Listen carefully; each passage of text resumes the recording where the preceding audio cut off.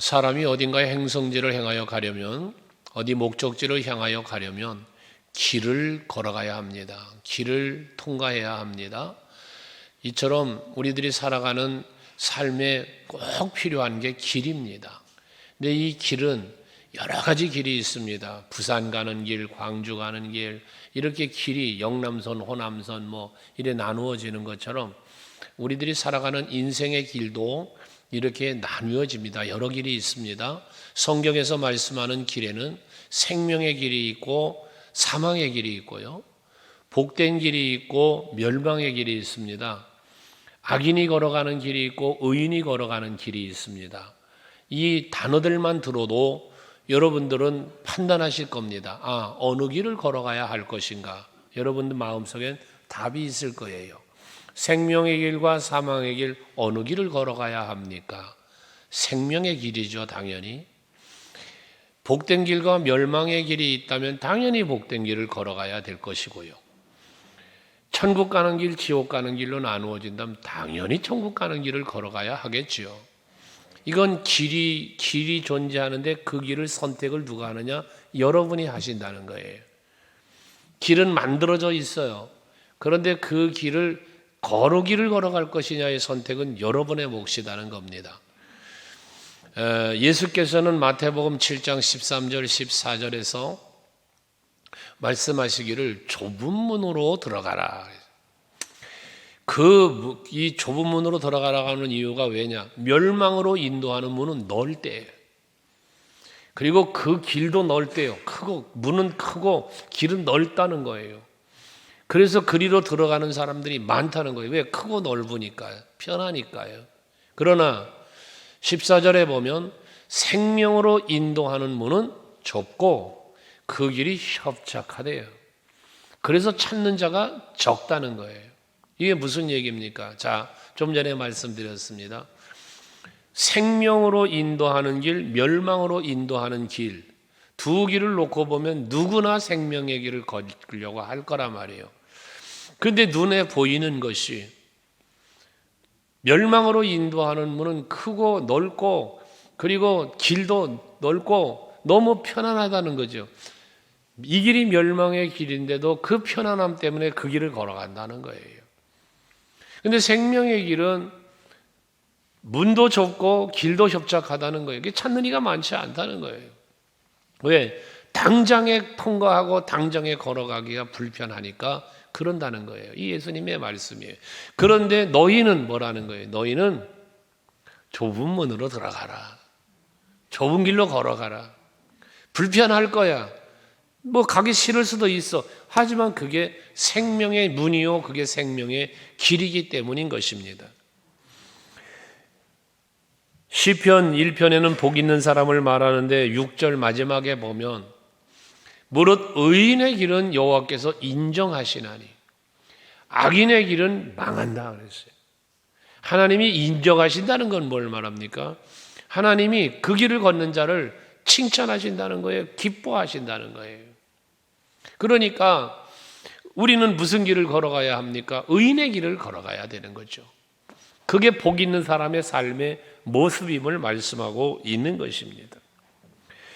역대하 17장에 보면 여호사밧 왕에 대한 기록을 하고 있는데요. 이 여호사밧 왕에 대해서는 기록이 뭐냐? 하나님께서 여호사밧 왕과 함께 하셨다. 하나님이 여호사밧과 함께 하셨다는 기록을 합니다. 또 5절에 가서 보면 여호와께서 나라를 그의 손에서 견고하게 하셨다. 이런 말씀을 합니다. 여호사밧 왕이 여호와 하나님 앞에 어떻게 살았는지 그 삶에 대한 하나님의 축복입니다. 그래서 그와 함께 해주시면서 그의 손을 견고하게 해주셨다는데 그렇게 하나님께서 함께 하시며 견고하게 해주시는 여호사밧 왕은 하나님을 향하여 3절에 보면 그의 조상 다윗의 처음 길로 행하였다.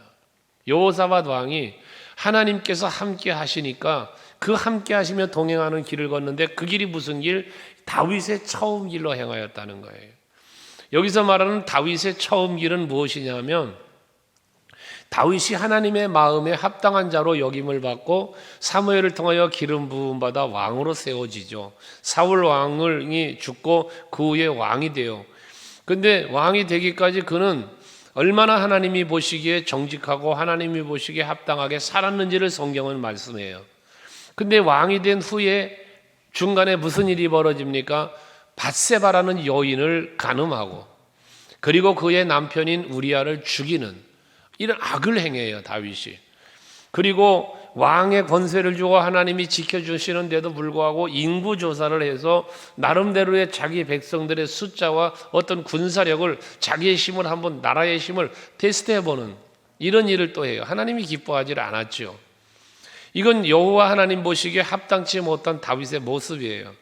그래서 이 합당치 좋지 못한 모습을 보이기 이전 하나님 보시기에 합당했던 그 길, 이게 다윗의 처음 길이라는 표현을 한 거예요. 여호사밧 왕은 이렇게 다윗이 악을 행하기 이전의 모습대로 살려고 행하며 그 길을 걸어갔다는 이야기를 하고 있는 겁니다. 17장 6절에 가서 보면 여호사밧은 그가 전심으로 여호와의 길을 걸었다라고도 말씀을 합니다. 오늘 본문 2절에 보면 여호와의 산에 올라가서 야곱의 하나님의 전에 이르자고 말하면서 그가 그의 도를 가지고 우리를 가르치실 것이다 하며 우리가 그의 길로 행하리라 라고 말씀을 합니다. 우리가 그의 길로 행하리라 라고 말한 이 그의 길이 여호사밧 왕이 걸었던 다윗의 처음 길이요 전심으로 여호와의 길을 걸었다고 말하는 그 여호와의 길과 같은 맥락의 말씀입니다. 예수께서 말씀하시는 좁은 길 걸어가라는 말씀과도 같이 맥락을 합니다. 그러기에 이제 우리는 이 여호와의 길을 걸어가는, 또 하나님이 보시기에 합당한 길을 걸어가는 우리 성도들이 되어야 할 것입니다. 이제 그것이 우리들이 살아가야 하는 믿음으로 사는 삶의 길이고, 또한 그것이 우리들이 걸어가야 할 생명의 길이고 복된 길이기 때문에 그렇습니다. 이렇게 하나님께서 명하시고 이끄시는 그 길을 걸어가는 사람들에게는 하나님의 놀라운 은혜와 복이 임하는 건데요. 지금 이스라엘은 포로 생활로부터 자유함을 누리고 예루살렘의 회복이 이루어지는, 성전의 회복이 이루어지고 예배가 회복이 이루어지고 삶이 회복이 이루어짐을 이렇게 지금 미가 선지자를 통하여 선포하고 있는 건데요.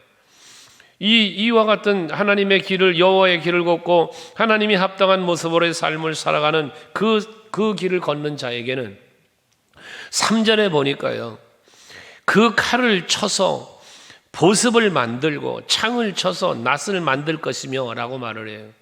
칼과 창은 무기입니다. 사람을 죽이고 전쟁의 무기예요.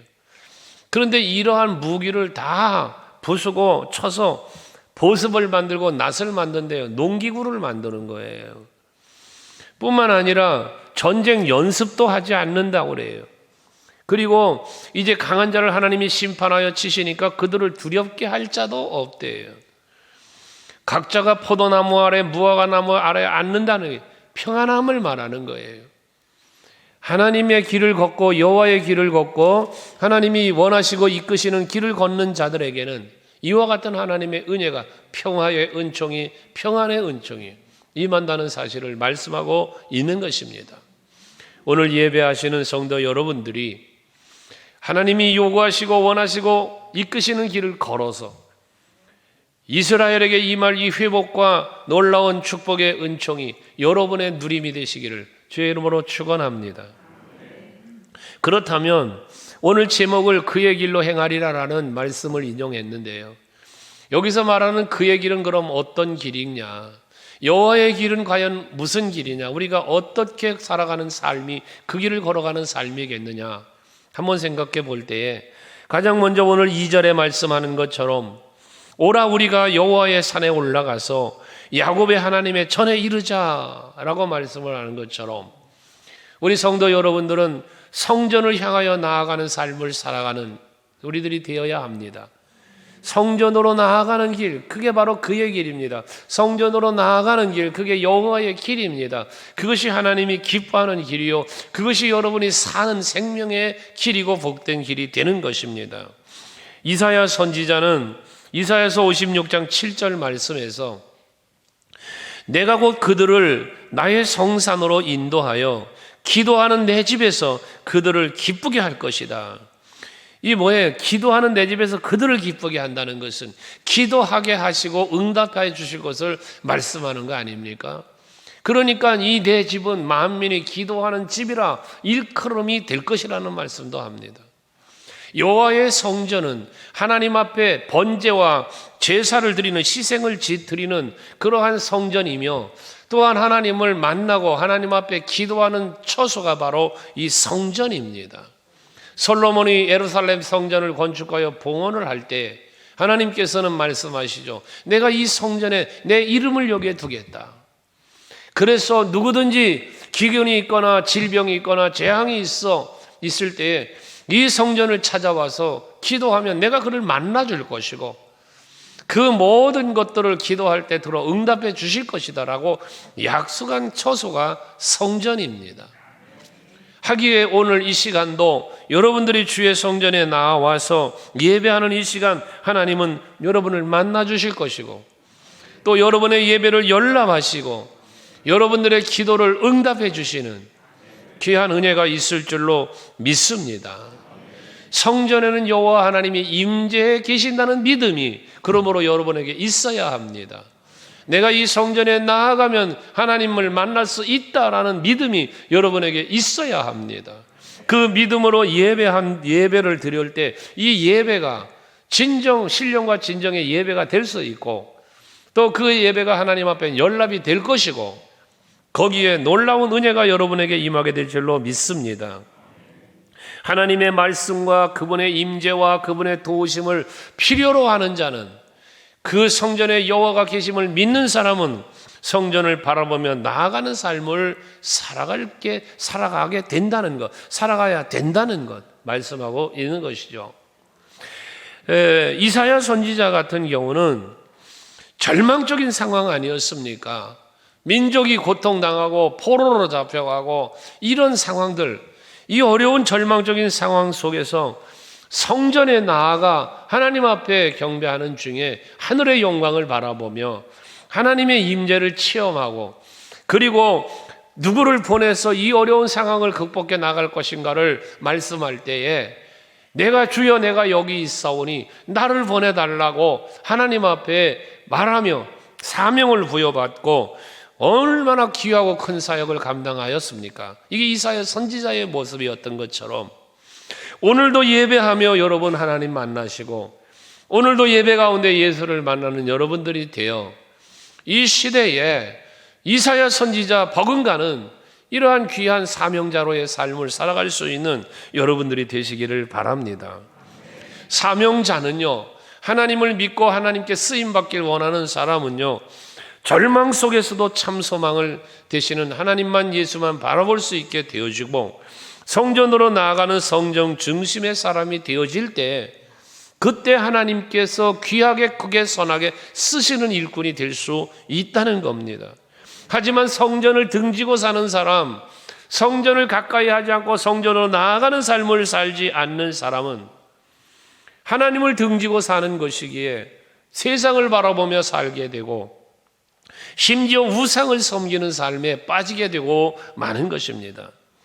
하나님을 찾지 않고 의지하지 않으니 당연히 마음속에는 하나님이 아닌 다른 무엇인가를 찾게 되고 의지하게 되기 때문에 하나님을 찾지 않는 사람, 성전을 찾지 않는 사람은 세상 것을 찾고 의지할 수밖에 없게 되는 걸 말하는 겁니다.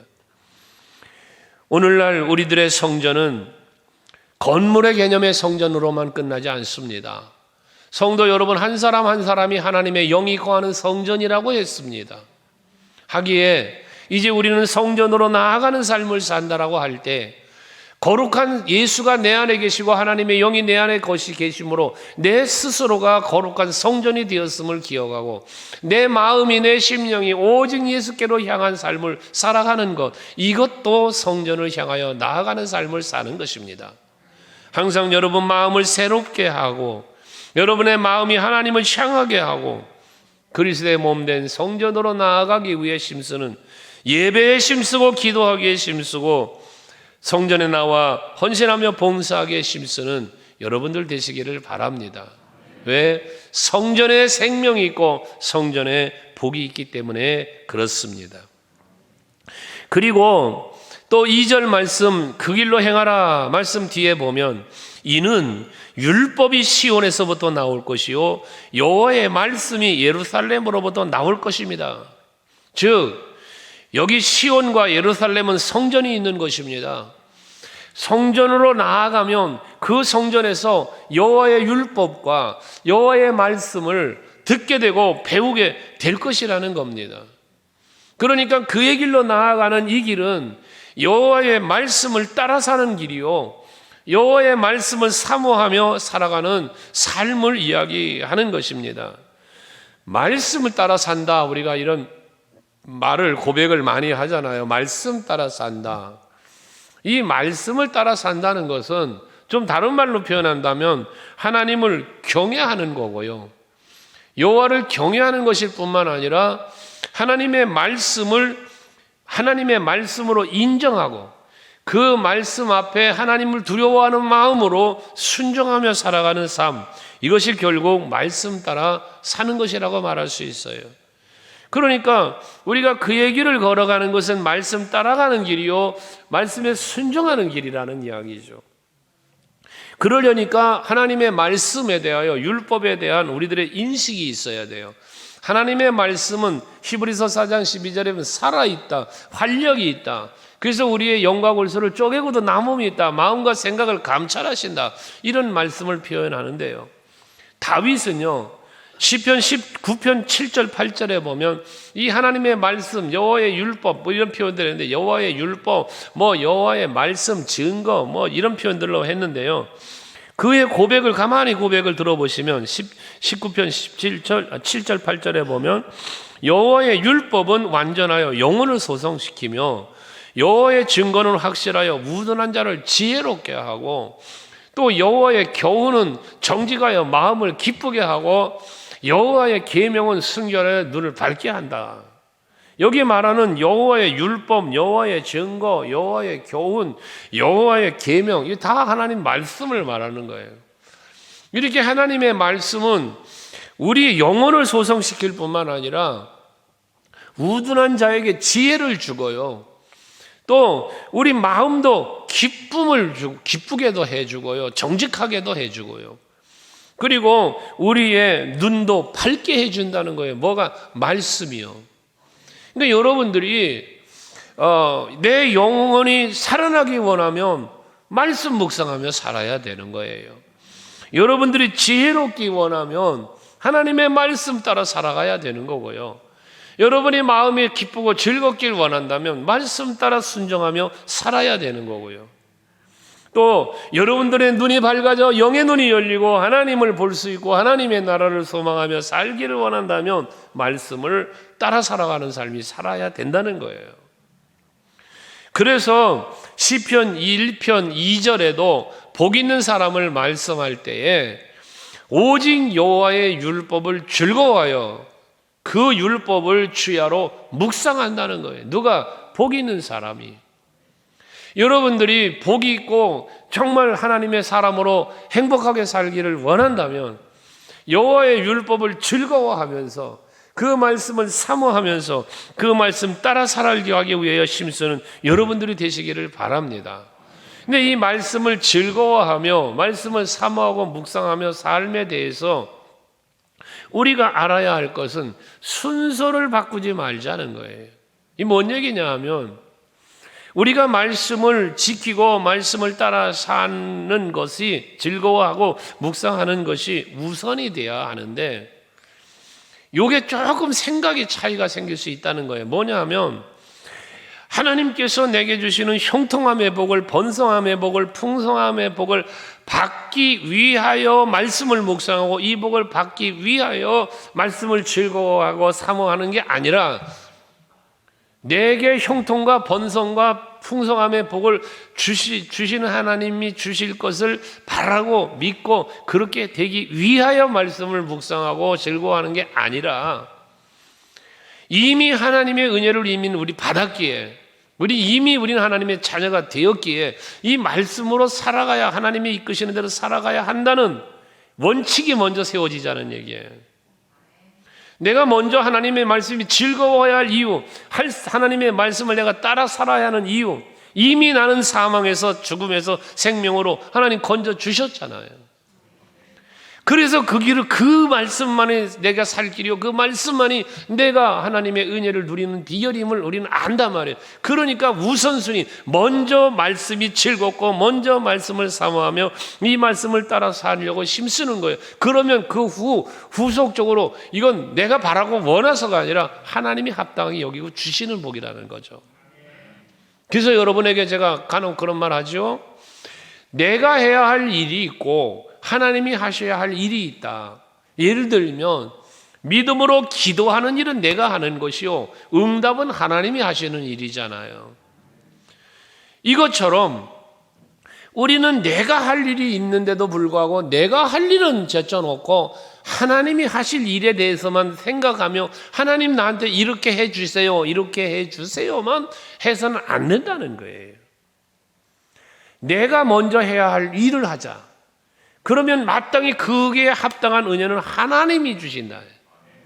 이와 같은 믿음으로 여러분들이 하나님의 말씀을 즐거워하고 가까이 하는 사람이 되어야 한다는 거예요. 그러니까 어떤 의미에서는 하나님의 말씀을 즐거워하고 하나님의 말씀을 따라가는 사람은 이미 복 있는 사람이고 복 받은 사람이라는 거죠. 비록 형통하지 못하더라도, 비록 번성하지는 못하더라도, 내 눈에 보이는 뭔가 풍성한 열매는 없을지라도 하나님의 말씀이 하나님의 말씀이기에 이 말씀을 즐거워하고 가까이 할 수 있는 그러한 성도가 될 때 그 자체가 복이라는 말씀이에요. 여러분이 하나님 앞에 예배할 수 있다는 이 자체, 하나님의 말씀을 들을 수 있고 묵상할 수 있다는 이 자체가 이게 복이란 말이에요. 거기에다가 말씀을 믿고 따를 때 하나님의 역사하시는 놀라운 은총이 또 일어나니까 이건 더 2차적으로 누리는 복이 되는 것이죠. 그래서 일부 예배 때도 그런 말씀을 드렸는데, 여러분 하나님께서는요, 여러분들이 이렇게 예배를 드릴 때 말씀을 듣잖아요. 또는 여러분들이 개인적으로 말씀을 묵상하실 때도 있잖아요. 말씀을 듣거나 묵상할 때 여러분 잠시 멈추시는 시간을 갖자고요. 이 말은 뭐냐면 내 생각에 복잡했던 모든 생각을 끊고 멈추고 내가 삶의 행위를 잠시 내 발을 멈추어 서서 말씀 앞에서 나를 성찰하며 내가 어떻게 사는 것을 하나님이 기뻐하실지, 내 생각과 내 삶의 모든 행위의 방향을 잠시 멈추어서 하나님께로 향하는, 내 생각을 하나님께로 향하고 내 삶의 발걸음을 하나님께로 향하는 이런 여러분이 될 때에 하나님은 그것을 기뻐하시고 거기에 합당한 은혜도 주신단 말씀이에요. 오늘 이 시간도 여러분들이 여러분의 삶의 행위의 발걸음을 멈추시고 하나님 앞에 나오셨잖아요. 이 시간 예배하는 가운데도 여러분 머릿속에, 생각 속에 복잡한 생각들 다 멈추시고 오직 말씀으로 집중할 수 있는 심령, 이걸 하나님은 기뻐하신단 말이에요. 그러라고 하나님 말씀을 주시는 거예요. 그러라고. 그래서 디모데후서 3장 16절 17절에 보면 모든 성경은 하나님의 감동으로 된 것으로 교훈과 책망과 바르게 함과 의로교육에 유익하니 하시면서 이 성경에 대한 말씀 아니에요. 이는 그래서 이는 왜 하나님의 말씀을 이렇게 주셨냐 그 말이잖아요. 같이 읽어볼까요? 시작. 이는 하나님의 사람으로 온전하게 하며 모든 선한 일을 행할 능력을 갖추게 하려 함이라. 할렐루야. 여러분, 그렇습니다. 하나님의 말씀은 우리로 하여금 온전한 하나님의 사람이 되게 해요. 내가 하나님의 사람답게 살 수 있는 비결이 어디 있냐? 하나님의 말씀 따라 살아야 된다는 거예요. 그리고 모든 선한 일을 행하기에, 모든 선한 일이 뭐예요? 하나님의 뜻을 이루는 거예요. 하나님의 기쁨이 되는 삶이에요. 그게 선한 일이에요. 이 선한 일을 행할 능력을 갖추게 한다는 거예요. 뭐가? 말씀이. 하기에 오늘 예배하는 여러분들이 이 하나님의 말씀을 시편 119편에 고백하는 것처럼 송이꿀보다도 달다 라고 생각할 만큼 말씀을 사모하며 살아가는, 그리고 그 말씀을 따라 살아가는 여러분들이 되시기를 바랍니다. 그리고 마지막은 5절에서 말씀하고 있는데요. 오늘 보면 5절에 보면 만민이 각기 자기의 신의 이름을 의지하여 행하되 오직 우리는 우리 하나님 여호와의 이름을 의지하여 영원히 행하리로다 했습니다. 세상 사람들은 각자 자기 신을 찾고 우상을 섬기며 살지 모르지만 오직 우리는 누구예요? 하나님의 은혜로 이제 포로에서 해방되어 예루살렘의 회복을 누리며 하나님 앞에 경배하며 살아갈 수 있는 길이 이루어진 그런 은혜를 누리는 우리는 이잖아요. 여러분들이에요. 예수 십자가의 은혜와 사랑으로 구원받은 성도예요. 우리는 뭐 한다? 오직 우리는 예요. 여호와의 이름을 의지하여 영원히 행하리로다. 여러분, 여호와의 이름을 의지하며 사시고요, 예수의 이름을 의지하며 사시기를 바랍니다. 사도 바울은 복음의 빚진 자의 심정을 고백하면서 로마서를 쓰면서 로마서 1장 17절에 보면 바울은 그런 고백을 합니다. 복음에는 하나님의 의가 나타난다는 거예요. 복음이 뭐예요? 말씀이잖아요. 복음에는 하나님의 의가 나타나서 믿음으로 믿음에 이르게 하나니. 그러니까 우리가 예수를 믿는 사람은 복음을 믿게 되고 이 믿음을 통하여 말씀을 따라 사니까 거기서 믿음으로 믿음에 이르게 된다는 거예요. 그래서 기록된 바 하박국 선지자의 고백인데 의인은 믿음으로 말미암아 살리라 함과 같으니라라고 바울은 고백을 하며 권면을 하는 거예요. 이게 믿음으로 살아라는 이야기죠. 오늘 예배하는 여러분들은 오직 예수의 이름을 믿으시고 오직 여호와의 이름을 믿으시고 그 믿음으로 승리하며 사는 여러분 되시기를 바랍니다. 사무엘상 17장에 보면 다윗의 이야기가 나오잖아요. 다윗은요, 어린 소년이었지만 거대한 골리앗과 싸우러 나아갈 때에 만군의 여호와의 이름을 믿고 나갔어요.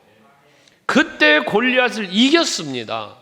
만군의 여호와의 이름의 능력입니다. 뿐만 아니라 사무엘하 5장 10절 말씀에 보면 만군의 하나님 여호와께서 다윗과 함께 하시니 다윗이 점점 강성하여 가니라라고 말씀을 합니다. 만군의 여호와의 이름은 다윗을 승리하게도 했고 강성하게도 했다는 거예요. 그 하나님이 함께 하시니까 요셉은 형통한 자가 되었다고 그래요. 오늘 예배하는 여러분, 만군의 여호와의 이름을 믿으시고 우리의 구세주 예수 그리스도의 그 이름을 믿으시면 그 믿음으로 말미암는 놀라운 역사가 여러분 삶의 현장에 일어나게 될 것입니다. 예수께서는 요한복음 14장 14절에서 친히 말씀하셨어요. 너희가 내 이름으로 무엇이든지 내게 구하면 내가 행하리라. 내 이름으로 무엇이든지 구하면 행하신다는 거예요. 여러분, 그 사건이 그 예수의 이름으로 행하는데 예수께서 친히 역사하신 기적이 바로 사도행전 3장 6절에 나타나지 않습니까? 거기 보면 사도 베드로가 거지 안전뱅이를 성전 미문 앞에서 만나잖아요. 그때 그 미문 앞에 앉아있는 이 안전뱅이를 향하여 베드로는 말합니다. 사도행전 3장 6절에 내 이름, 은과 금은 네가 구하는 은과 금은 내게 없거니와 내게 있는 것으로 내게 주노니 나사렛 예수 그리스도의 이름으로 일어나 걸어라. 베드로에게 있었던 것은 은과 금은 없었지만 예수의 이름을 믿는 믿음이 있었다는 거죠.